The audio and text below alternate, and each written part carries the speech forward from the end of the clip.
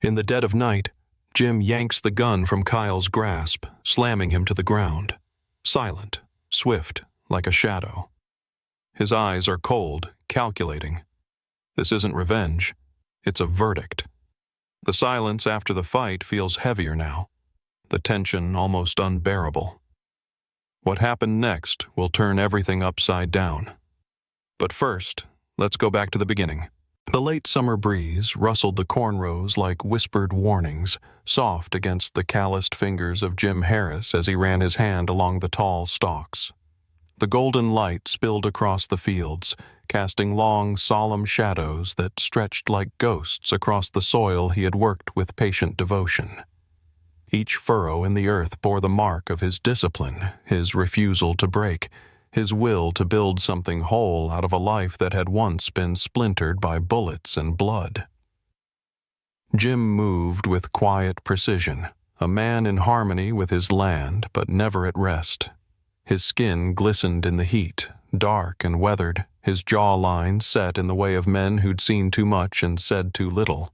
A short-cropped beard flecked with gray traced his strong chin, and deep lines etched his forehead, not from age alone, but from a burden he carried like an old wound. His eyes, keen, perceptive, unflinching, swept the tree line as he paused, not from fatigue but instinct. This place was supposed to be different.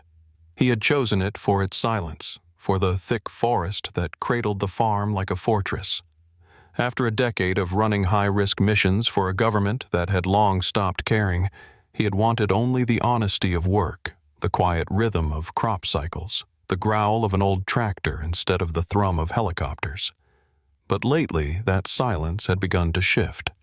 It started with the glances in town, strangers who held eye contact too long, conversations that stopped when he entered the feed store.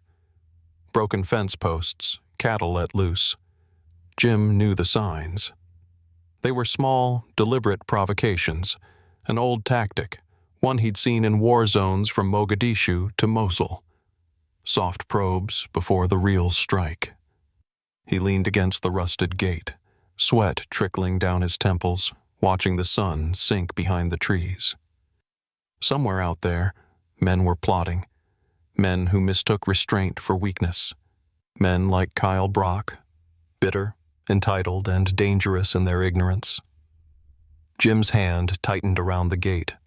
The old part of him stirred, cold, sharp, methodical. He didn't want that life again, but he knew how to survive it. The land around him was quiet for now, painted in warm tones of peace, but beneath it, a current moved, slow and steady.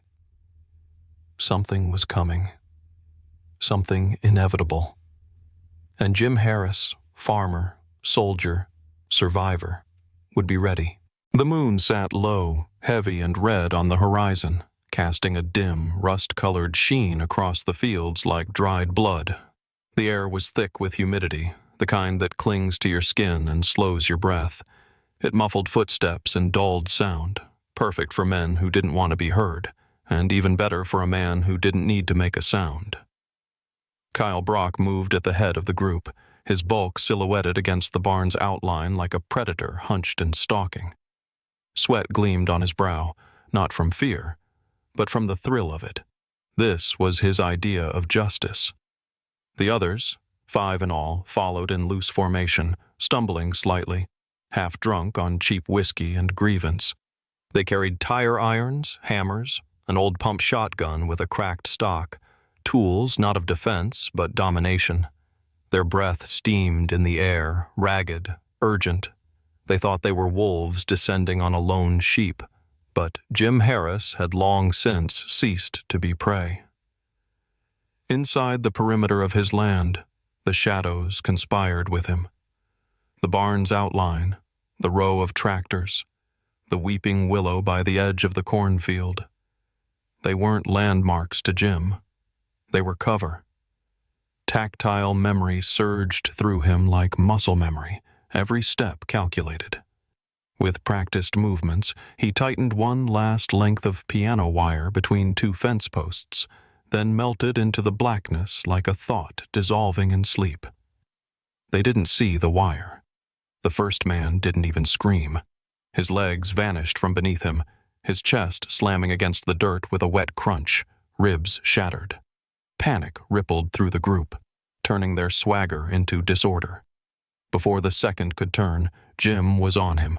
A flash of motion, a grunt, then silence as the man crumpled, his windpipe crushed beneath the weight of a brutal elbow. Kyle shouted orders, voice cracking under pressure, trying to rally men who no longer believed they were the hunters. Jim moved like water over stone, his face unreadable, a phantom from a past these men couldn't imagine. Another stumbled toward the porch, and a crude punji pit opened beneath him, jagged rebar slicing into his thigh, pinning him screaming to the earth. Then Kyle found himself alone. He turned, too late. Jim stepped from the shadows, his knife catching the moonlight just once before resting cool against Kyle's throat. No rage, no tremble, only the stillness of a man who had done this before, many times, and lived with it. "You're trespassing," Jim said, low and final, like a closing door. Kyle froze. The heat drained from his face as he understood. This wasn't a fight. It was a reckoning. And Jim Harris was no farmer tonight. He was the storm. The gunfire started sporadic, wild, uncertain, but quickly grew more focused as the remaining men dug into positions around the property. Muzzle flashes lit the dark like fireflies caught in fury. Jim kept low, weaving between hay bales and rusted-out machinery, every muscle tuned to movement, every breath silent and controlled. The farm, once a quiet haven of dirt roads and hard-earned peace, had become a war zone. And he was no longer a farmer. He was the old Jim again, the man who survived off instinct, discipline, and force. But it wasn't just strategy that drove him now. It was clarity. Crouched beneath the shattered frame of an old feed trailer, Jim pressed his back against the wheel well, the cold metal biting through his shirt. His eyes scanned the tree line, the porch, the distant glint of a rifle barrel behind the silo, and in that moment, heartbeat steady, breath shallow, he saw something more dangerous than armed men. He saw what they had become. These weren't criminals in the traditional sense. They were broken men, cracked open by disappointment, hollowed out by promises never kept. They had watched their fathers lose land, their towns rot from the inside, their pride evaporate with every factory closure and foreclosure notice. Kyle was their mouthpiece, but not their mind. He moved with the fury of a man who didn't understand what he'd lost, only that something had been taken from him. Jim exhaled through his nose, steady and slow. He had been where they were once, standing in a foreign desert, holding a rifle and wondering why. The difference was, he had learned the answer. He'd learned how easy it was to become a weapon for someone else's anger. Now Kyle and his gang had fallen into the same trap. Only this battlefield was personal. Jim wasn't the system. He wasn't the government or the bank or the machine. He was a man trying to keep what little peace he had left. But to them, he looked like power, like order, like the thing that had crushed them. A shot rang out, close enough to snap bark off the tree beside him. Jim ducked and rolled, eyes sharp, calculating distances and angles without hesitation. His movements weren't rage.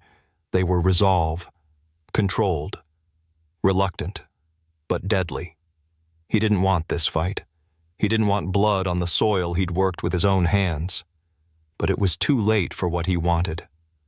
Now he fought not just to survive, but to end it, cleanly, decisively, before the past swallowed him whole.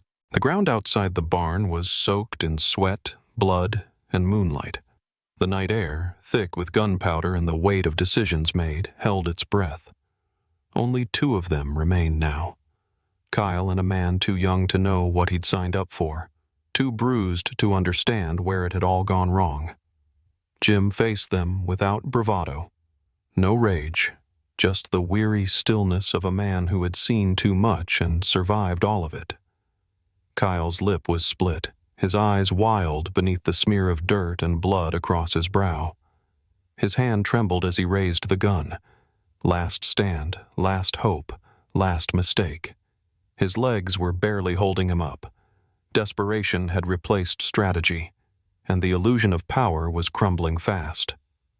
Jim stepped forward with deliberate calm, the quiet kind that spoke louder than any threat. Before the shot could come, he was there, disarming Kyle with brutal efficiency, locking his arm and dragging him into a tight chokehold. The gun clattered to the earth like an afterthought. "I gave you the chance," Jim said, voice low, unshaking. "But you weren't here to talk." Kyle thrashed, breath rasping in his throat, but the fight was gone from his body even as he tried to fake its presence. His limbs weakened under the pressure. Then, just as sudden as it began, Jim released him. Kyle dropped to the dirt, coughing, humiliated and broken, not by violence, but by the cold clarity that he had never been in control. The younger man didn't resist when Jim turned to him. His eyes were wide with fear, hands raised, knees trembling. He wasn't a threat. He was a kid who'd followed the wrong man into the wrong war. Sirens wailed in the distance, their approach steady. When the cruisers pulled into the drive, red and blue lights splashing across the battered barn, Jim simply nodded and handed over the men. He gave no speech, offered no explanation. The truth was written across the yard, shattered glass, scorched soil, and the silence of men who had tested something they couldn't break. As the police took them away, Jim stood alone in the quiet that followed. Not triumphant, not bitter, just present. He hadn't defended a farm. He had defended a boundary, the hard-won line between his past and everything he had tried to build since. He didn't need thanks. He didn't need redemption. He just needed peace. And tonight, he'd earned it.